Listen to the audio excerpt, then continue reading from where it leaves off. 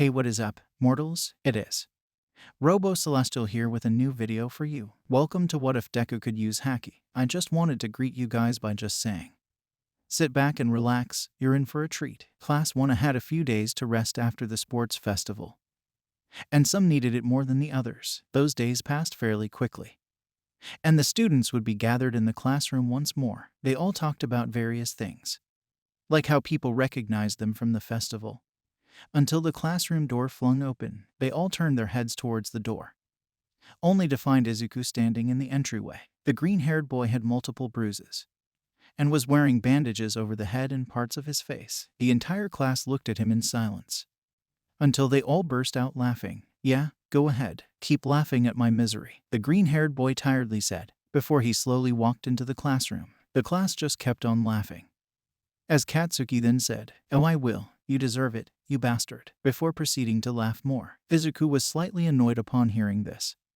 as he slammed his hand onto Katsuki's desk while saying, "What was that, Kaken? Want me to beat you up again?" With a slightly aggressive tone, Katsuki just grinned at Izuku, as he said, "Beat me up? You got beat by a grumpy old man with a stick." Before he and the class laughed once again, Izuku just looked tired now, as he responded, "That grumpy old man beat up All Might by essentially doing nothing." With a tired voice, the entire classroom went silent upon hearing this. Not even Katsuki commented on it. They all just stood wide-eyed, until Kaminari voiced everyone's thoughts. "You're joking, right?" he asked, almost sounding a little worried. Izuku turned his gaze towards Kaminari, looking unbearably tired, as he answered, "Look at me, does it look like I'm joking?" With a tired voice, the class was now silent in respect. At first it was a funny joke, the idea of Izuku getting beat up by an 80-year-old man. But the fact that this old man beat up All Might, when not even breaking a sweat, changed things. They instead began to respect Izuku, because he survived a beating where the old man was actively trying. "Good morning, class," a tired voice then said. As it entered the classroom, the students realized that it was Aizawa, and quickly returned to their seats. The tired teacher carefully observed the classroom, until his gaze landed on Izuku. "Midoriya, are you okay? You look like a hammered nail," Aizawa said, sounding a little worried. Izuku only looked a little annoyed upon hearing this, so he responded, "Great observation, teach, but that's not important, so please continue with what you were going to say." Sounding annoyed, Aizawa decided to drop it, as he continued, "You all performed well during the festival, and I've gathered all of the offers you've received from various agencies," the tired teacher said, before he pressed a red button. On the screen behind Aizawa it read the many offers that some students got. Todoroki got the most offers.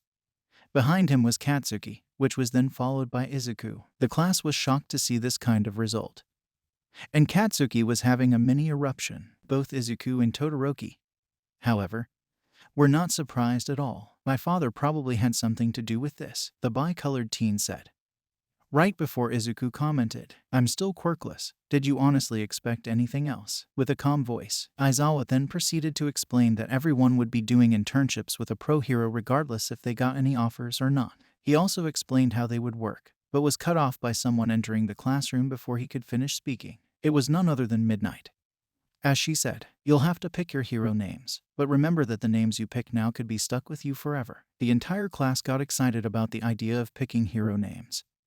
As Aizawa just went to sleep, Midnight then explained what a hero name should be like, and what it should represent. The class began immediately, starting with names that were weird or rejected. Eventually some picked more normal names, while Ada and Todoroki just used their first names. Katsuki came up with 2 different names, but both were rejected immediately. Izuku was one of the few that took a long time thinking, because he didn't know what to use. He simply couldn't think of a name that summed up what he wanted to be. Then he suddenly remembered what Katsuki called him out of spite, and he remembered that a certain someone thought it sounded like a hero's name. The green-haired boy wrote the name on his whiteboard, before he walked up and presented his name. "I'm the conquering spirit, Deku," Izuku said, as he showed his whiteboard. The class thought that it sounded cool, but they also wondered where it came from. "Why the conquering spirit?" Kaminari asked, right before Ashido asked, "And what does Deku even mean?" Izuku looked at his class, as he smiled slightly. "The first part is,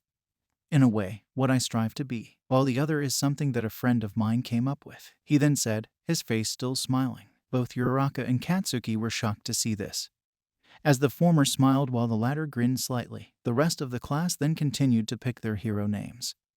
Except for Katsuki. Before moving on to the next subject, the school day ended shortly after, and everyone began thinking of what agencies to pick. Izuku went through his pile of offers, thinking that he had finally settled on one. Until the door flung open. "I am here," a loud voice shouted. And everyone recognized it to be All Might. Izuku didn't even flinch at the entrance, for he was too busy. "Young Midoriya, may I have a word with you?" the blonde hero then said. A wide smile still plastered on his face. Izuku heard this, as he looked up from his papers and said, "Oh, All Might, sure.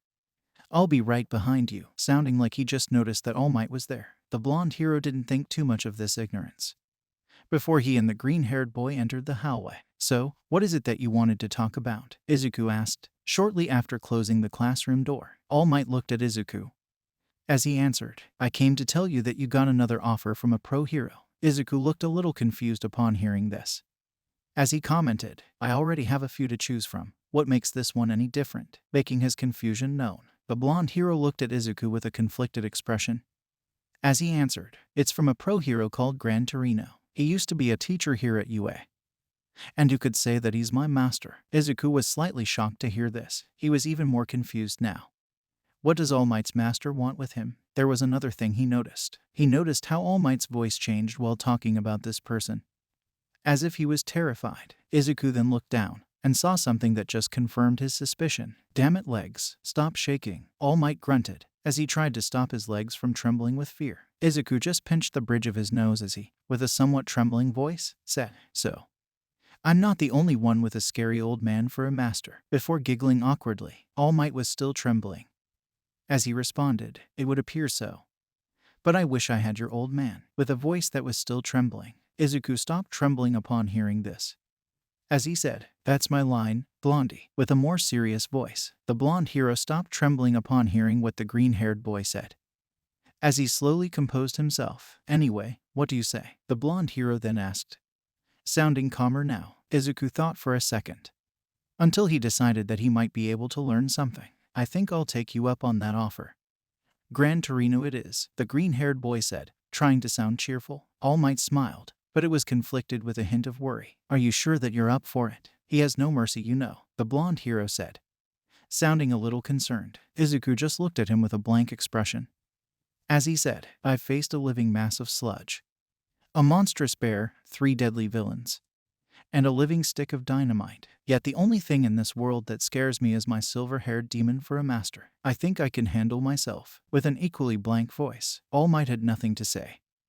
He just nodded before saying, "All right, good luck, young man." Before taking off with haste, Izuku stood in place, visibly confused, before he said, "That man sure knows how to run." To no one in particular. "Yeah. I wonder where he's off to." A feminine voice then responded. Izuku jumped upon hearing this, as he turned to face the source of the voice. It was Uraraka, and she was standing in the doorway. "Uraraka, for how long have you been standing there?" Izuku asked, sounding a little panicked. The brown-haired girl just smiled awkwardly as she answered, "Long enough to know that it only takes a silver-haired demon to scare you." With a somewhat cheerful voice, Izuku just sighed, as he then said, "Yeah, I should add you and your ability to appear out of nowhere to that list." With a calm voice, Uraraka blushed slightly upon hearing this, as she said, "Anyway, wanna walk to the station together?" Sounding a little stressed out, Izuku looked a little confused by her reaction, as he answered, "Yeah, sure." Before they both began to walk away from the classroom. A few days passed, and it was time for everyone to leave for their respective internships. Izuku tried to talk to Ida before leaving, because he became worried after hearing about what happened to his brother. Sadly, he didn't get the chance to speak with the blue-haired boy, and instead decided to try and keep an eye on him. The green-haired boy then traveled his way over to Gran Torino's place, only to be confused upon arriving there. What he saw was a half-run-down building, almost looking like it was abandoned. Izuku tried to shove off his confusion. As he tried to enter the building, the door opened smoothly, only to reveal a weird scene. On the floor was an old man, covered in what seemed to be blood, and not moving. Anyone would immediately panic upon witnessing this, but not Izuku. He just looked unamused, as he said, "I know you're not dead. So stand up, old man." With a calm voice, the old man started to move upon hearing this, until he stood up and said, "Of course I'm not dead. I'm not that old. Before he brushed himself off, the old man then looked at Izuku with a weird expression. As he asked, "Who are you?" Izuku's expression was as calm as ever. As he quickly answered, "I'm Izuku Midoriya, codenamed Deku. I was supposed to do an internship with Gran Torino." With a calm voice, the old man smiled, satisfied with the answer, as he then said, "Then you've come to the right place. I am Gran Torino." With a calm voice of his own, Izuku was a little surprised.